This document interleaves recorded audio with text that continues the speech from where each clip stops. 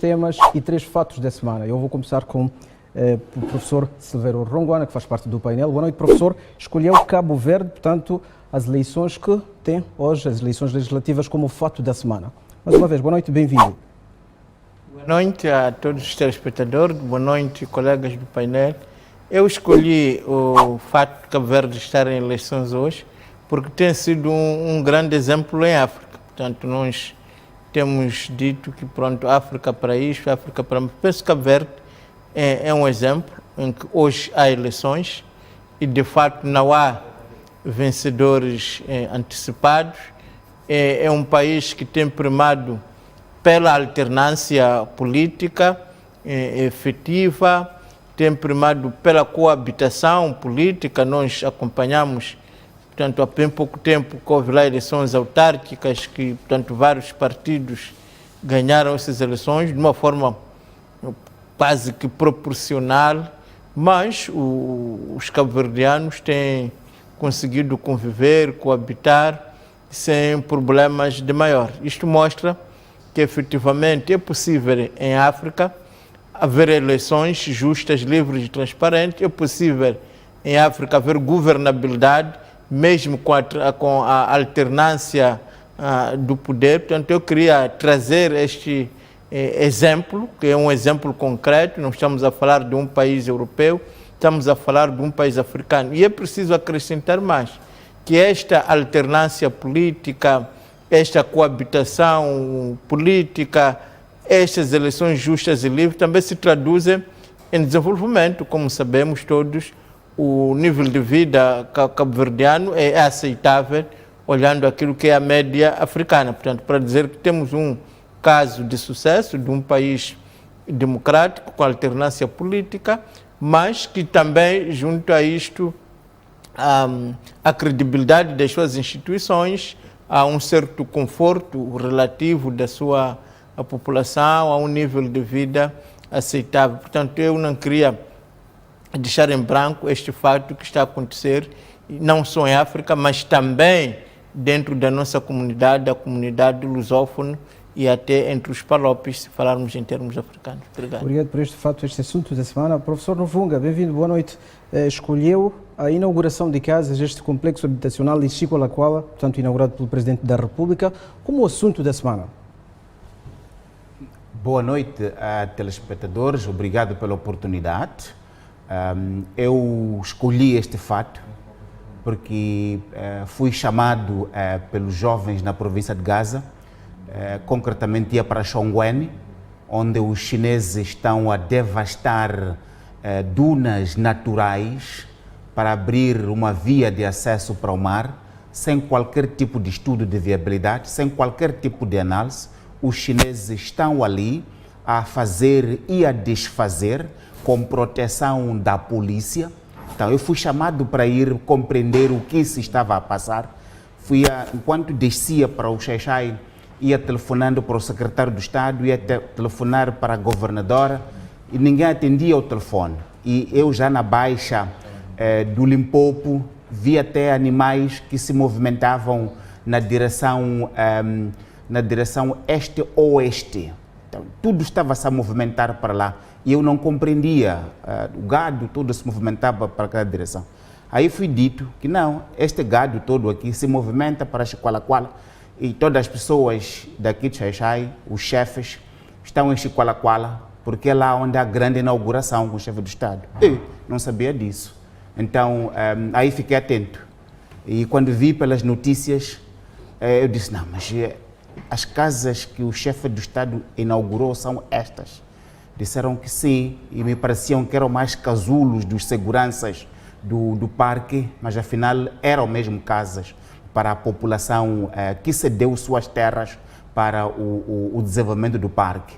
E isto nos parece, eu disse, bom, das duas uma, ou essas casas foram feitas para as pessoas de Gaza de 2040, que vão ser muito pequeninas, ou não são casas para as pessoas viverem em família com um mínimo de dignidade, porque são casas bastante pequeninas para uma família viver com um mínimo de dignidade. e não compreendo como é que se movimenta a logística do chefe do Estado, toda a logística do chefe do Estado, toda a logística da província de Gaza, até animais se dirigiam para lá para ir assistir à inauguração de casas que não têm um mínimo de dignidade, a atender também pela quantidade de dinheiro que foi despendida num contexto onde o país está em crise. Então, não compreendo. E isto nos parece ser uma coisa que virou moda, onde o Estado moçambicano chama a si a tarefa de fazer casas para reassentamento, um reassentamento forçado, e as casas que o Estado moçambicano faz para os seus cidadãos nacionais não têm a dignidade mínima. E, nesse sentido, o Estado moçambicano se apresenta como o principal violador não só de direitos humanos, mas de dignidade das pessoas. Obrigado. Igualmente, na visão de Egidio Vaz, o lançamento da comercialização agrícola, o fato da semana. Boa noite, Egidio, bem-vindo. Portanto, é este fato da semana que escolheu. Boa noite, Vanito. É tão bom ter-te de volta aqui depois de algum interregno. Estavas perdido por aí. Boa noite, professores Rongwani e o professor Nuvunga. Só uma chega factual ao facto da semana do professor Nuvunga, porque ele também já me fez isso. O montante despendido aliás, anunciado, não corresponde apenas para a construção de casa, corresponde à construção, aliás, para custear, portanto, construção de casa, sim, e todos os custos inerentes à compensação da família, inclusive ao transporte de animais destas famílias reassentadas. Então, houve uma desinformação ao ter-se anunciado de que aquelas casas custavam, no total, 338 milhões de meticais, quando, na verdade, aquele era o montante todo para o processo de reassentamento, que incluía a construção daquela mesma casa, o reassentamento, inclusive um sustento das famílias reassentadas por 6 meses. Então, a casa, então, aquela casa custa tem o seu custo próprio. Todavia, voltando para o meu facto da semana, é para falar da comercialização agrícola. A campanha da comercialização agrícola por um motivo muito específico. O motivo é que a campanha de comercialização agrícola simboliza o momento para que cada agricultor, cada camponês, colha o que plantou ou beneficie-se do que plantou. Neste momento, o governo de Moçambique, através do Ministério da Agricultura e Desenvolvimento Rural, está a fazer um gigantesco investimento, quase que a duplicar e a triplicar em termos de investimento nos insumos, nas famílias abrangidas, nas sementes, nas alfaias agrícolas, inclusive também na disponibilização, inclusive de tratores, etc., numa abordagem integrada, consignada no Sustenta. E os resultados começam a surgir. Por exemplo, na província de Gaza, a produção de arroz superou as expectativas e bateu o recorde desde o tempo colonial, inclusive, até agora. O que é importante neste momento é garantir os mercados para que esta produção depois não apodreça ou, eventualmente, não seja comprada, digamos assim, a preço de banana. E por último, falar do preço de banana, quero me referir também e chamar a atenção para que as entidades do Estado redobrem os esforços para a fiscalização dos estrangeiros que, adentrando-se às zonas recônditas e rurais quase que inacessíveis, vão comprando os produtos aos agricultores a preço de banana para o especular cá e principalmente nas chamadas culturas de rendimento como o caju, feijão boé, gergelim, entre outros. E, portanto, julgo que, e quem é agricultor e quem está familiarizado com este negócio percebe, tem sido extremamente constrangedor e até injusto que os agricultores, depois de produzirem, venham estes candongueiros vindos do exterior e, através de uma teia criminosa bem conhecida que deve ser combatida, comprar ao agricultor os seus produtos a preço de banana, até chantageando-o, porque tiram proveito da descontinuidade do território, da assimetria da informação, para extorquir isto. E ainda bem que, através do sustento, através dos projetos de estradas rurais e essa perspectiva integrada do desenvolvimento, é importante acelerar isto, a implantação e a construção dessas estradas, e também o Estado deve estar presente, principalmente nesse momento onde o agricultor finalmente precisa de ter dinheiro, porque se não ter dinheiro, e se continuar assim, continuaremos sempre a navegar naquilo que se diz da armadilha da pobreza. Muito obrigado. Vamos passar então portanto, ao nosso primeiro tema de debate aqui no Revista Nacional, edição deste domingo. Vamos falar do envolvimento de agentes da Polícia da República de Moçambique no mundo do crime. Na semana finda tivemos uma condenação de um ex-comandante distrital da PRM. A notícia chegou-nos de Macossa, na província de Manica. Portanto, esta preocupação que temos há muito dos agentes da polícia que são portanto, envolvidos em casos de crimes. Este ex-comandante é tido como quem cobrava dinheiro para soltar criminosos. Professor Rongoana, sua leitura em relação a este assunto, que é uma preocupação no país, do envolvimento de agentes da polícia no crime? Bom, em primeiro lugar, eu queria também ressaltar que existem polícias bons. Então, é preciso fazer ressalva, porque ao falarmos aqui da polícia, podemos meter galhos e bugalhos no mesmo saco. Portanto, os polícias são funcionários públicos, como muitos outros funcionários públicos, e enfrentam, como qualquer funcionário público, problemas sérios de pobreza, por causa de salários. É preciso, se calhar as pessoas não sabem, que o que ganham os polícias, muitos deles, é muito triste. Nós estamos a falar de salários de miséria.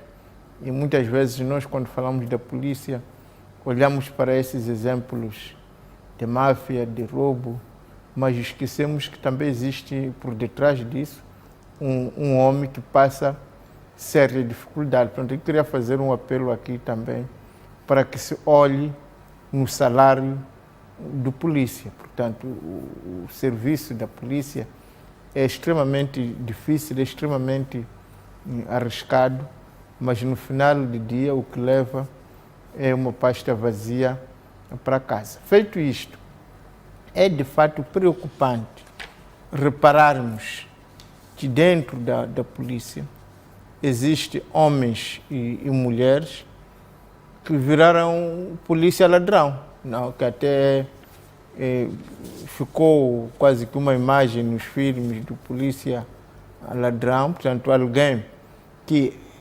é investido do poder do Estado para velar pela segurança de todos, para a proteção do Estado, para a proteção da população, e tornar-se ele mesmo o grande perigo para esse Estado, o grande perigo para esta população. Isto em todos os sentidos é abominável, é triste.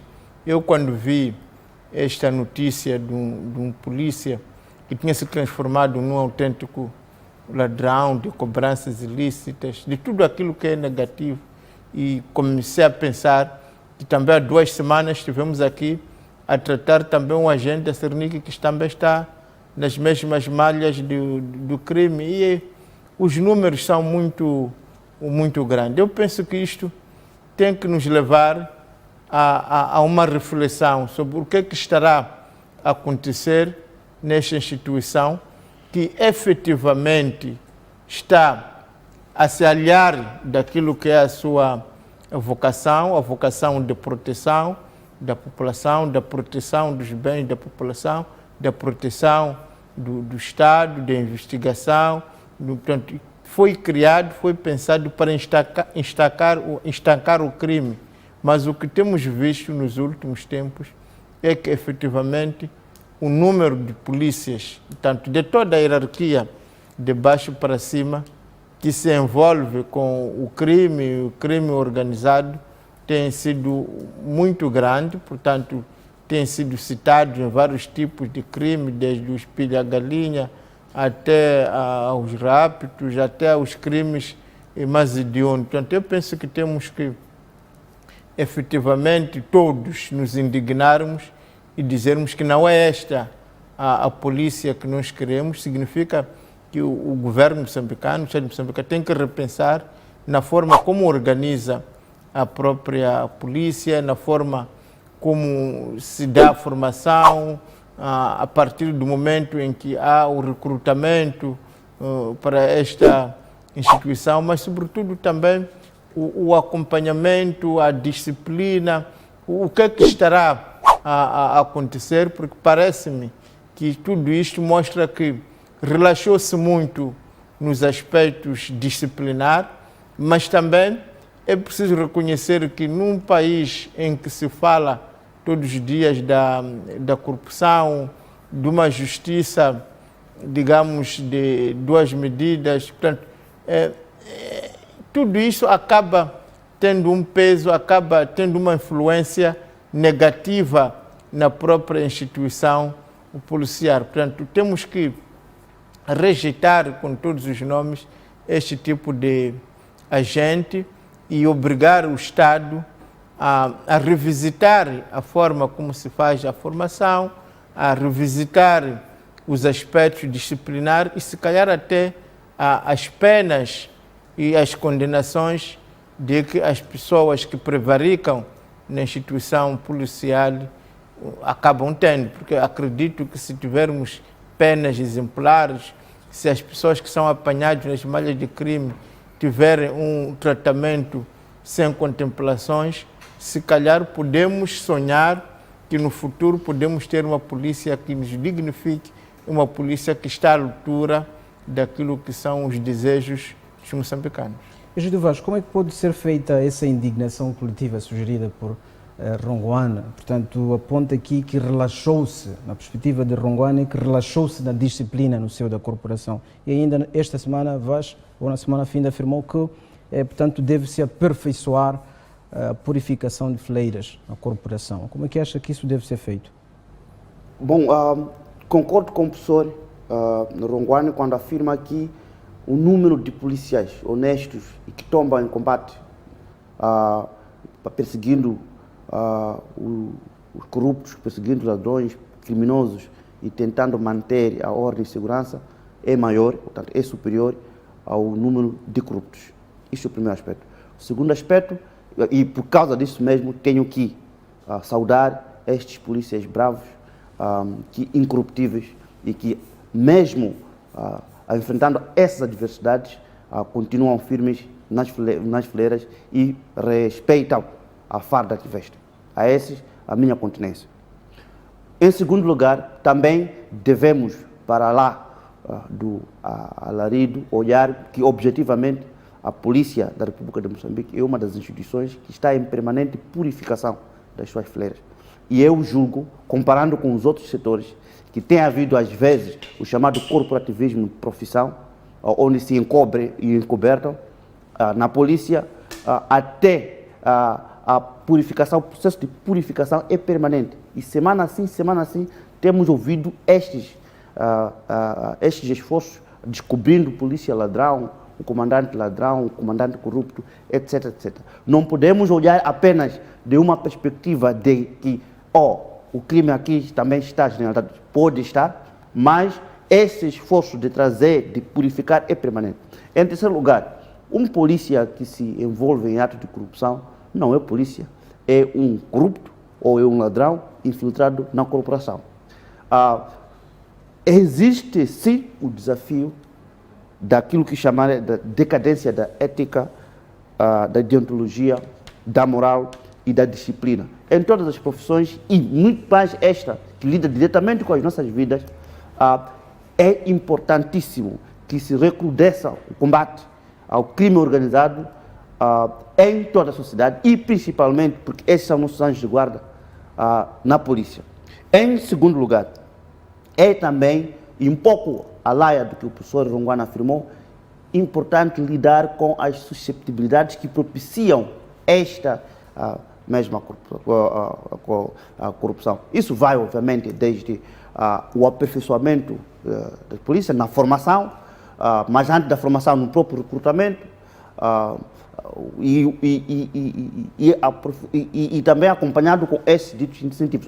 Ora, os incentivos dos salários não devem ser razão bastante para que pessoas com grande responsabilidade se envolvam em atos de corrupção. Não é isso. Existem também muitos pobres e a esmagadora maioria deles são pobres que não se envolvem nem no mundo de crime, muito menos no mundo de corrupção. E, portanto, para mim, é preciso, sem contemplação, condenar esses polícias e também apelar para que continuem a aperfeiçoar os mecanismos, não apenas de prevenção da corrupção, mas também no seu combate e lidando especificamente com as susceptibilidades. O que torna um polícia entrar no mundo do crime? O que torna um polícia entrar no mundo da corrupção? O que torna esse chefe, depois, temos um caso que é caricato, é alguém que, cá entre nós, tem funções de direção. E, portanto, é a todo custo e a todos os níveis repugnável e precisamos de chamar a atenção a quem tem direito para que continue a combater a purificação das fileiras. Infelizmente temos tido esse discurso, pelo menos através do seu comandante geral, bem como o ministro do Interior, publicamente, discussão pública, a dar aulas e a encorajar as pessoas. Recentemente foi desmantelado toda a brigada de guarda-fronteira justamente porque as pessoas reclamaram de que esses eram colaboradores e estavam associados, inclusive, a tráfico de testes de Covid falsos, etc, etc. E, publicamente, tomaram essas medidas. E, portanto, a colaboração também dos cidadãos é extremamente importante, porque, às vezes, nós é que corrompemos-nos, porque queremos as coisas um pouco mais facilitadas, ou, quando nós somos instruídos, não tomamos, como cidadão, ações enérgicas para desencorajar. Professor Luvunga, ainda esta semana, ou na semana finda, nós tivemos um caso em que, portanto, alguns polícias em Belém estiveram no banco dos réus porque são acusados de roubar 500 mil meticais de também criminosos. Que reflexões à volta de todos estes casos que estamos a ter num setor sensível, portanto, nevrálgico como a polícia? O que é que pode ser feito para que possa ser ultrapassada esta situação que temos muito discutido? Muito obrigado. Mais uma vez, boa noite. Queria, antes de tomar esse ponto, voltar ao meu primeiro. Ora, relativamente às casas que foram inauguradas no distrito de Chiqualaquala, o meu ponto não é necessariamente em relação ao dinheiro gasto, é a qualidade das casas.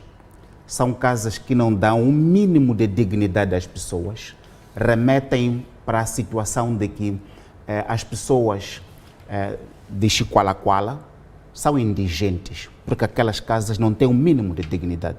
E o Estado moçambicano tem a responsabilidade de ser o primeiro a dar o exemplo. Neste caso, o Estado moçambicano é o primeiro a tratar as pessoas com critérios de subhumanidade, e isso é uma violação de direitos humanos, e a Procuradoria-Geral da República devia impugnar aquelas casas.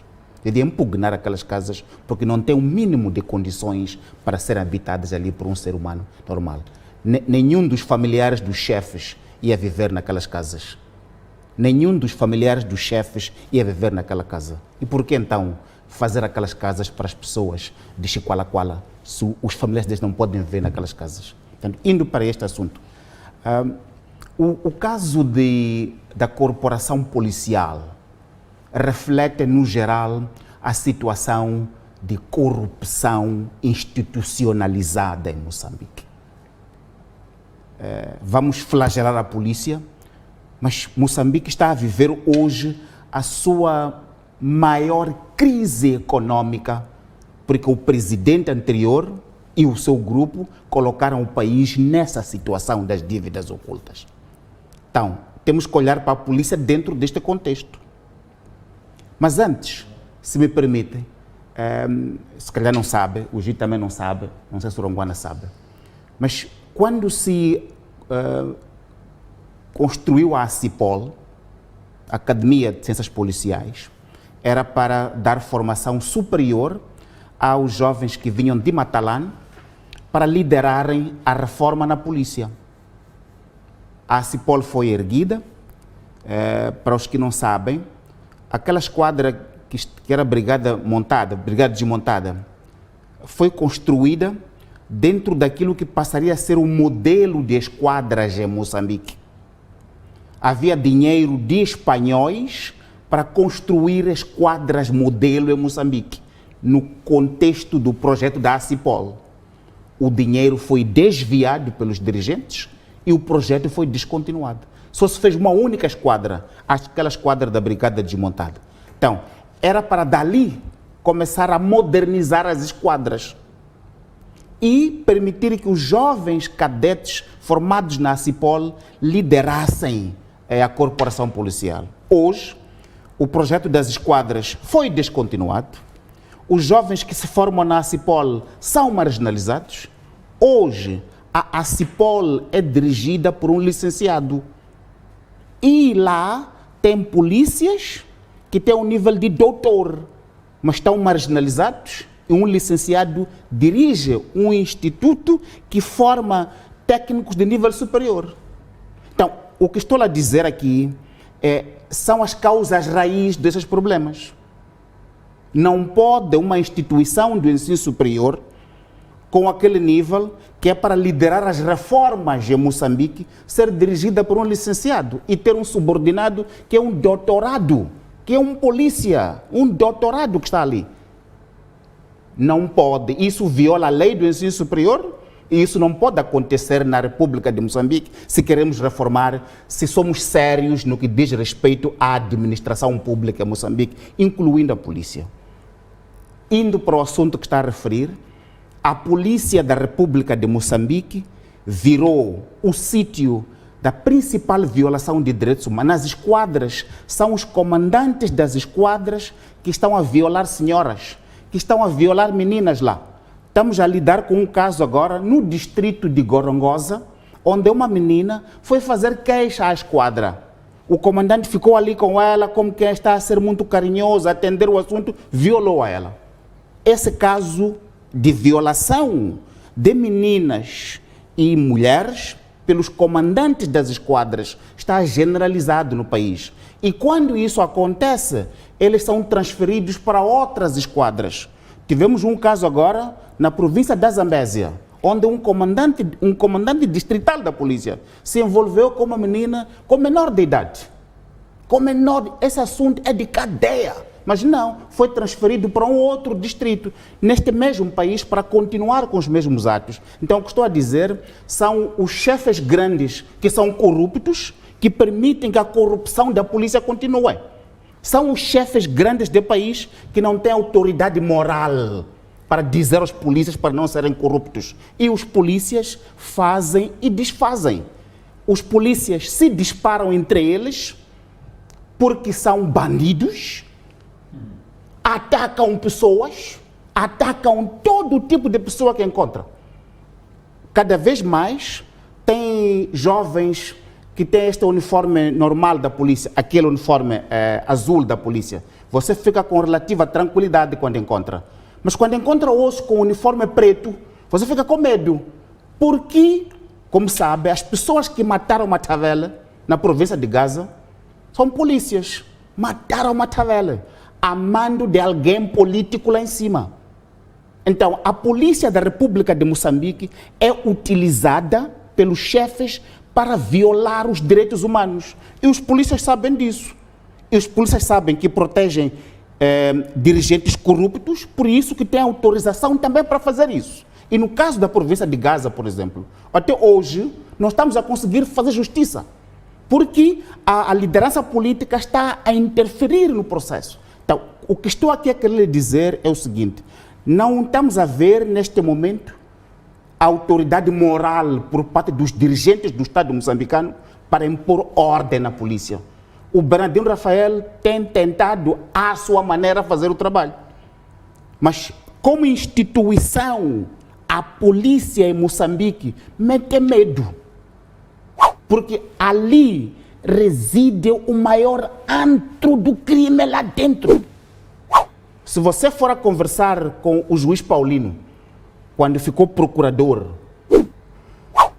em muitos momentos ele denunciou o crime. Crime praticado por agentes, grandes comandantes da polícia. O juiz Paulino acabou dizendo que está doente e saiu.